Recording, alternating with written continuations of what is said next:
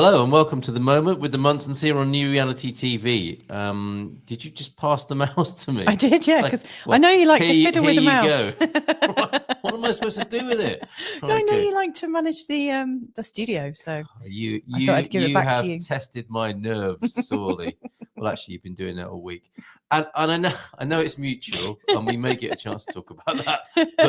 But is that because Mars is? You know what? There's making his presence felt. There's loads and loads of astrological doodahs going on at the moment, so I'm sure we'll get to talk about that. Feeling that, but we've got Tasha. She's come back. Yes, the wonderful Tasha Salinas joins us. Let's bring her onto the screen now, looking fresh as a daisy. How are you this morning?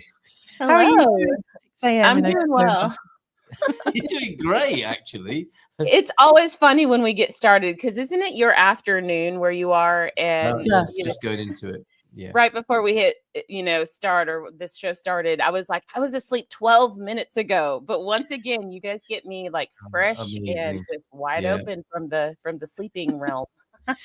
It's just the moment. It's being in the moment. You're here in this moment. 12 minutes ago could be 12 years ago, couldn't it? Oh. Touche. Well said.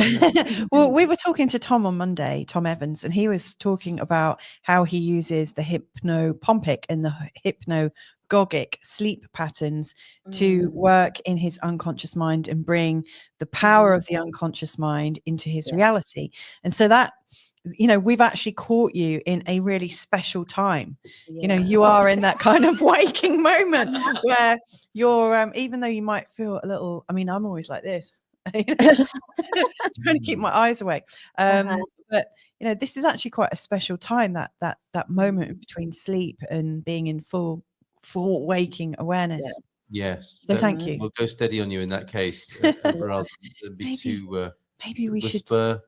Gently come into the slowly. day here. Yeah. Yes. Oh, absolutely not. No, I backflip out of bed. All right, let's go. Like, fantastic. I karate chop my way out of bed. I kind of usually like throw myself into the day when I'm ready. Now I'm the one that nestles in bed and like those, those messages and kind of whatever. I ease into it. But then when I'm out of bed, I get up. Now I run straight into walls because I'm not quite like, but like the energy turns on when I get out of that bed. So don't talk quiet for me. You'll all right, excellent, because we've got something we want to talk to you about. There's something that caught your eye, right, Mrs. Yes. In fact, we go to the chat room, our private chat. Tasha got it. She did it straight away. Yeah. So we've been up 6 hours or something. She's been up 12 minutes, and she's still beating us at this stuff, right? Yeah. Okay. So I saw something on Facebook yesterday that Tasha had shared. Yeah. And I thought, oh my God, that we should be talking about that today. The key to inner alchemy, no less. Yes, the key to inner alchemy. Would you like to read it out? I'd be delighted to, yeah. So the key, if I may, is that all right with you, Tasha, for me to do? Absolutely. The key to inner alchemy, allowing love to heal you instead of bypassing the gift offered on your way to do the work of healing.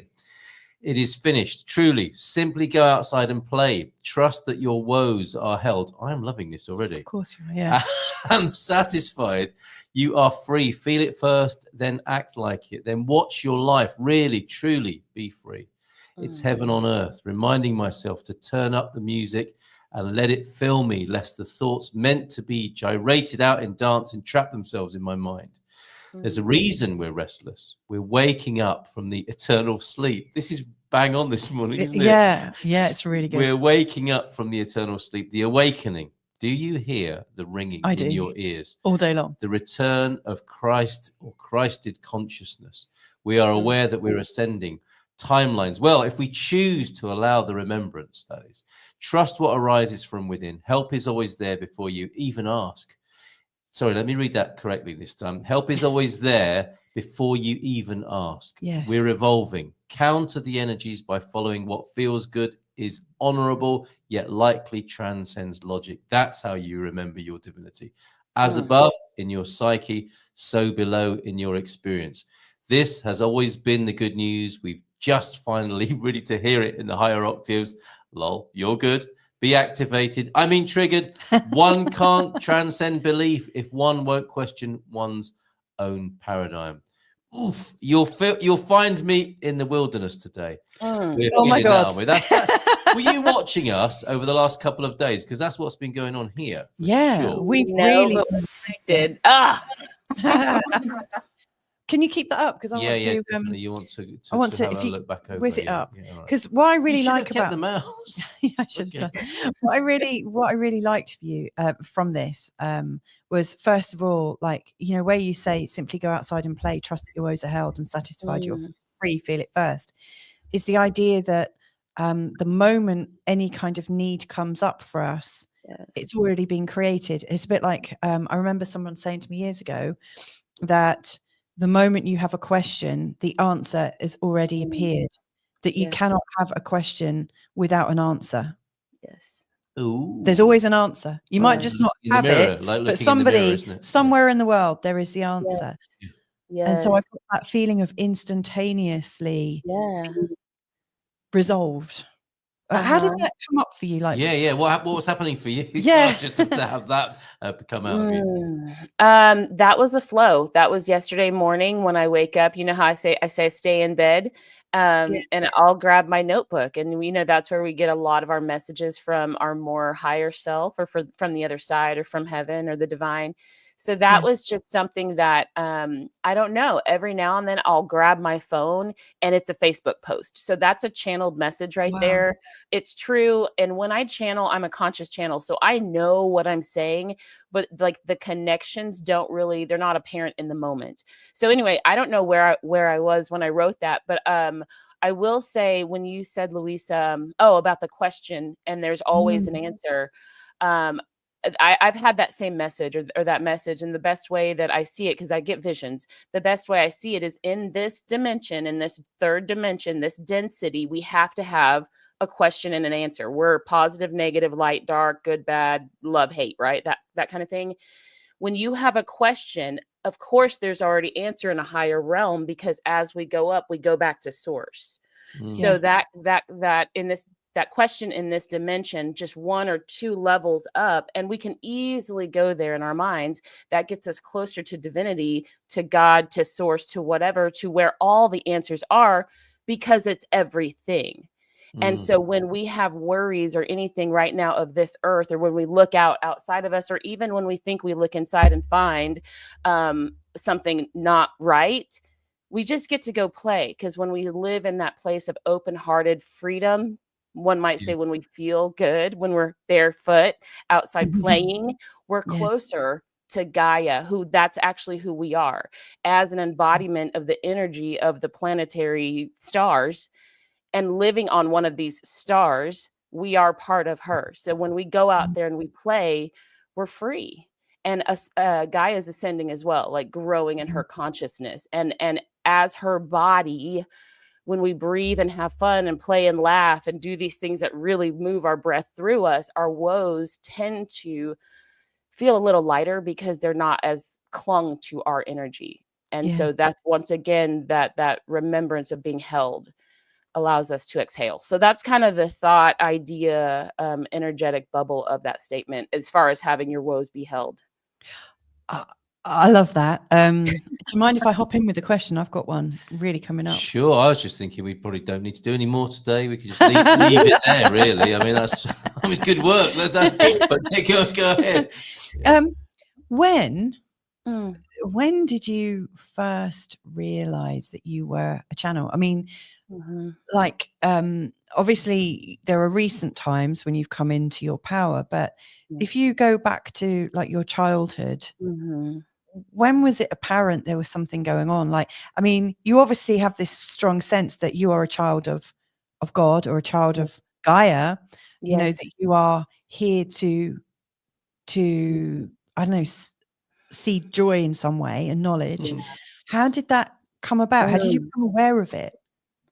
I'm getting chills, because I'm going to cry. I'm wide open. And the last few days have really ripened my sensitivity. I mean, we're all, like I said, it's affecting us all differently. So I said something yesterday, and I'm going to get there, I promise, to answer your question. I said something yesterday that as I tried to answer it, I felt this energy in my jaw, and I almost felt my tongue start to move on its own. It didn't, but like yesterday, and I was like, I feel you, so it's like this process of coming on more and more, like this gift of channeling.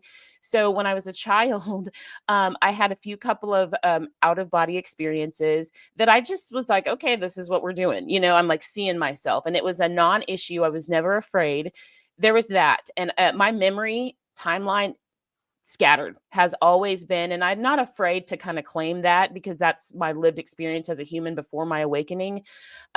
Lots of epileptic seizures.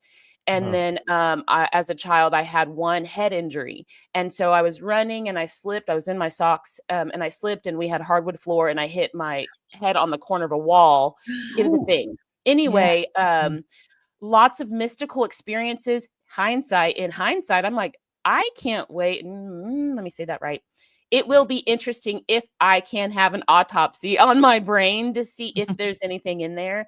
However, spiritually, I'm serious, because I've fallen off of cars that were driving. I'm like, there might be damage in here, but I define it. We're going to get there. I define it as this is how my gifts had to come in. The birth canal for Tasha's gift expression could have had to have been brain damage. Let's just call it what it is.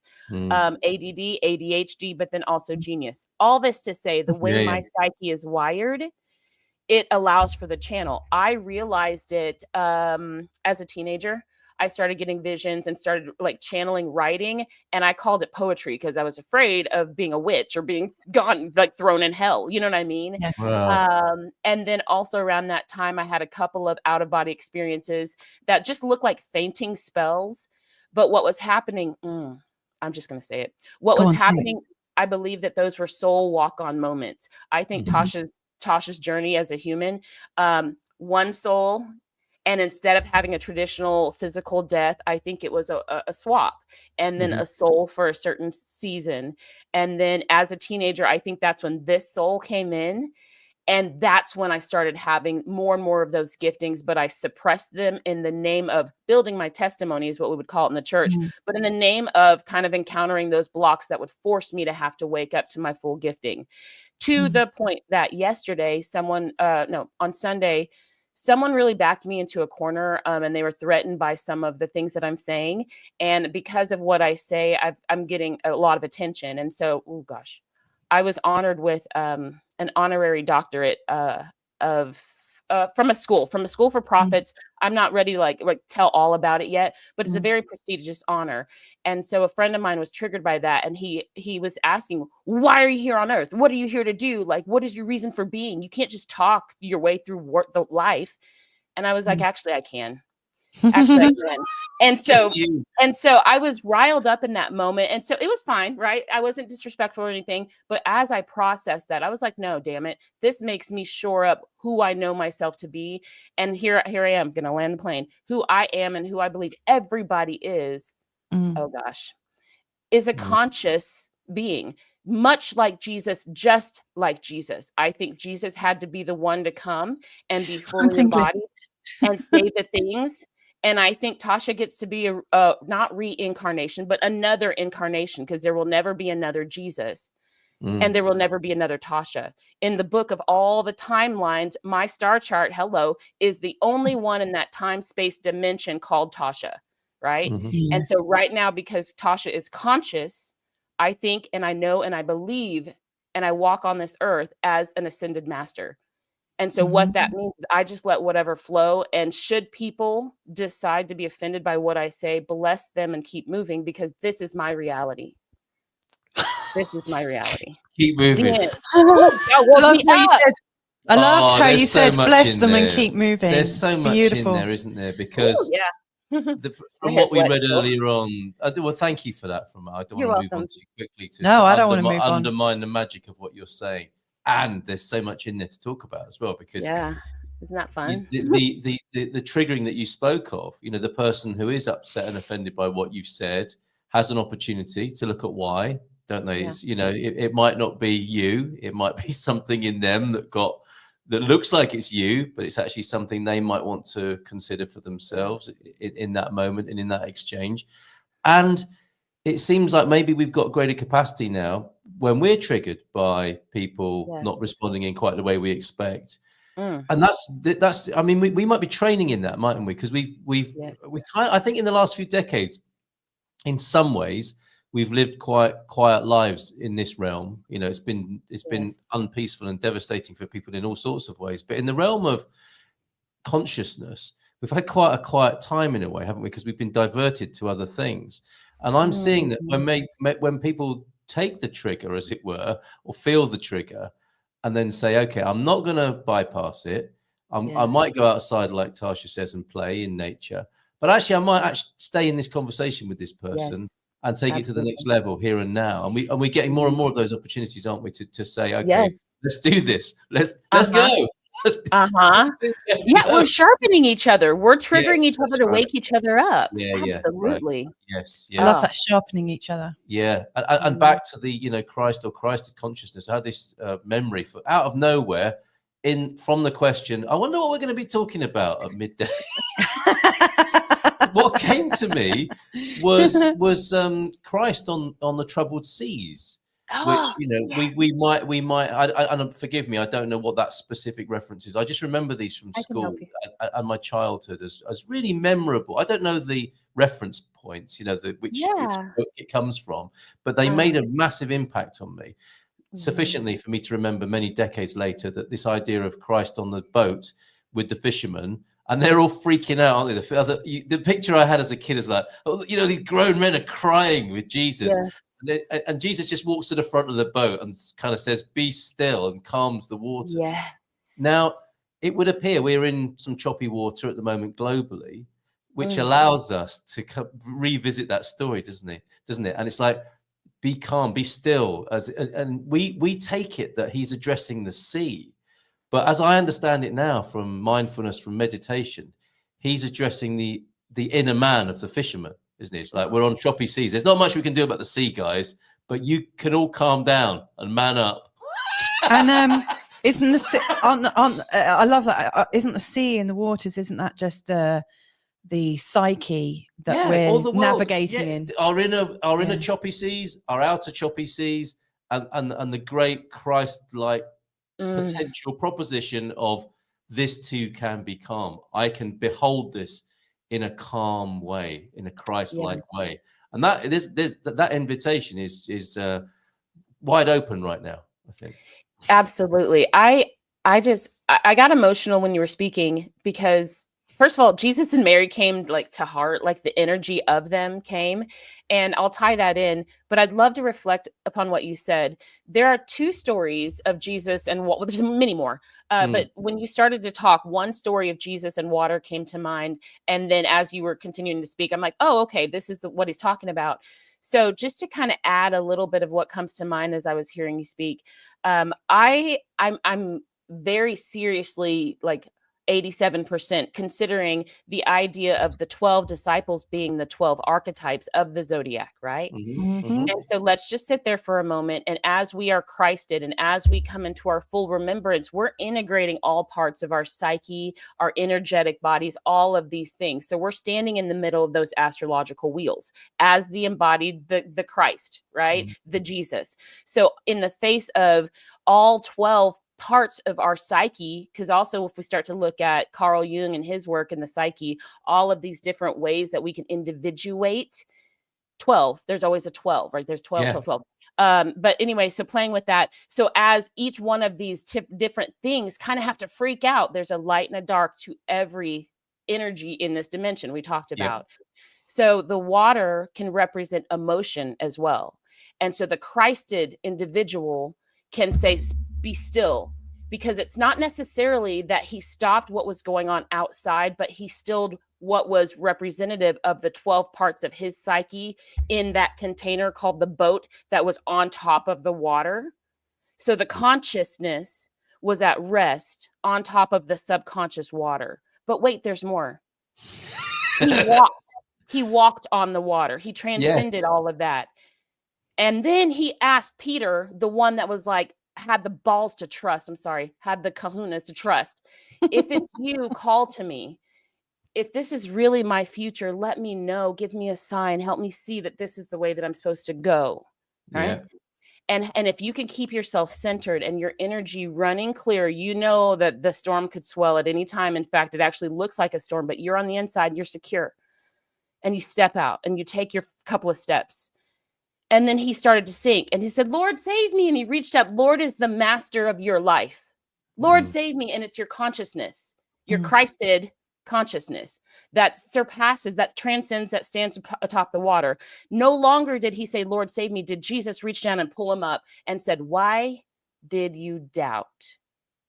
Doubt is an emotion. Doubt is a fear. When we're drowning in the overwhelm of everything that's going on, it's doubt. It's fear. It's the fear of annihilation.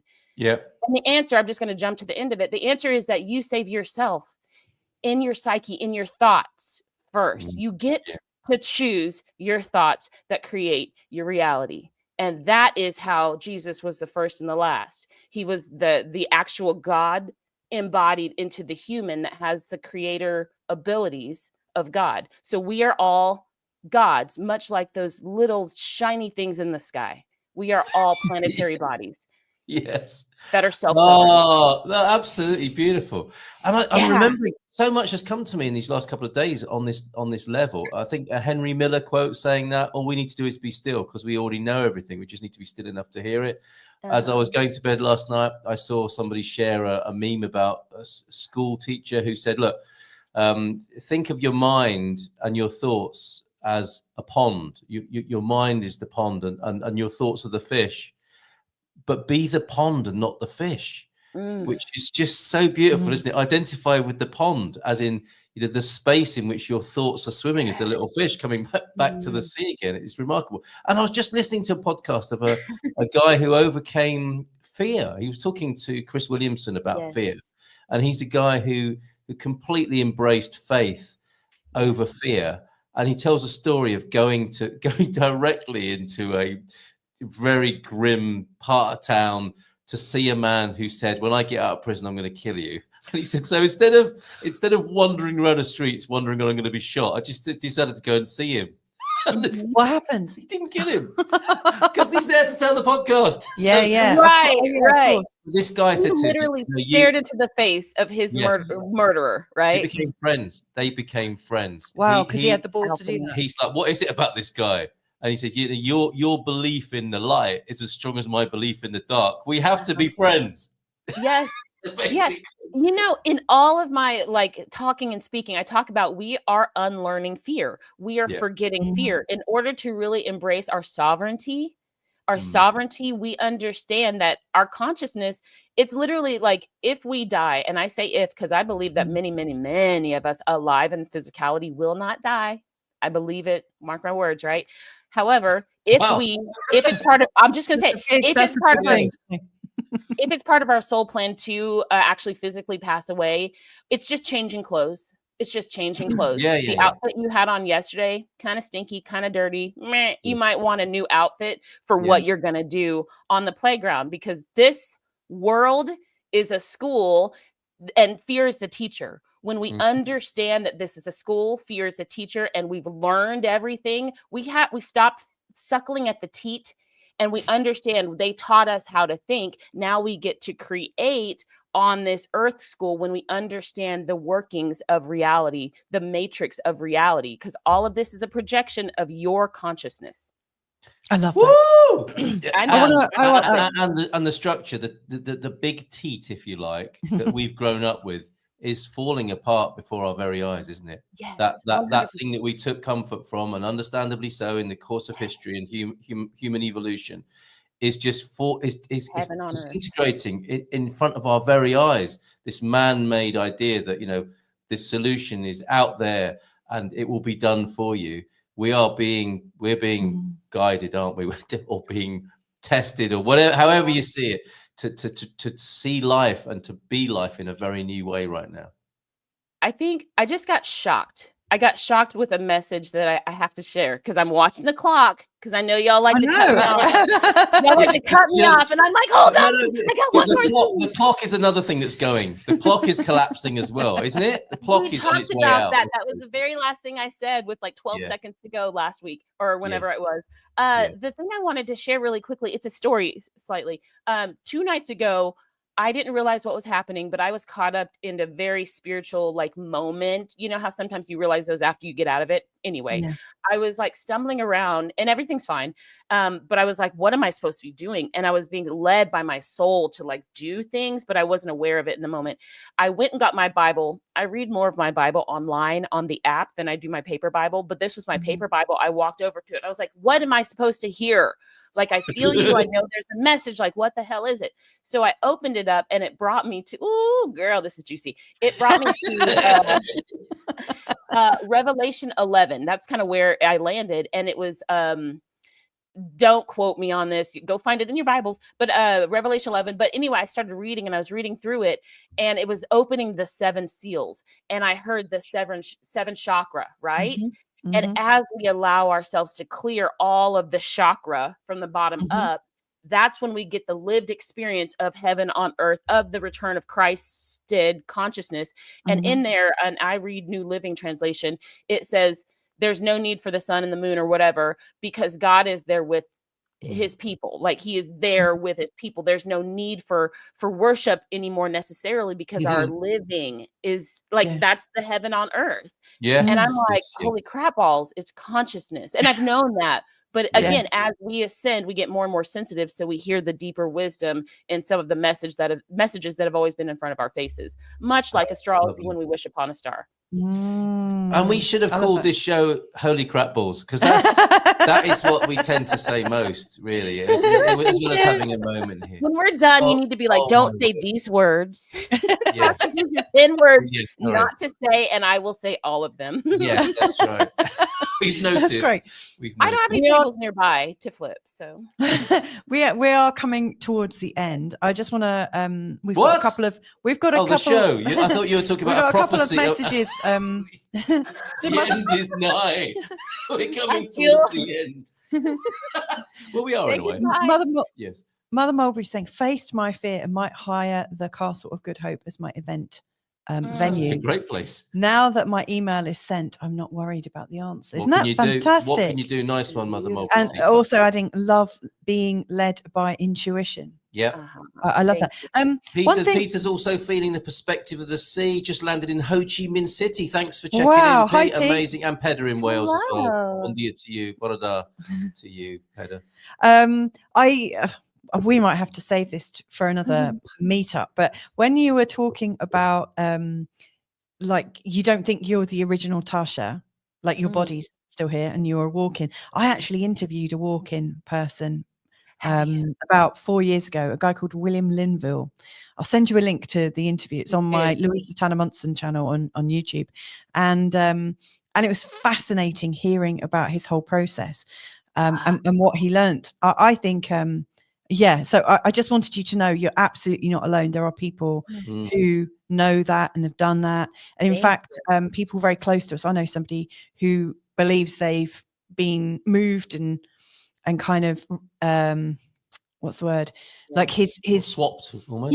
His consciousness has been upgraded many times, and it was all by divine discussion before he incarnated. So I absolutely hear you and recognize that, and that would account for why you can't remember anything. Can we give Tasha the last few words? Yes, absolutely. We've got about 30 seconds if you don't mind, Tasha. Last words, naughty ones included if you really must.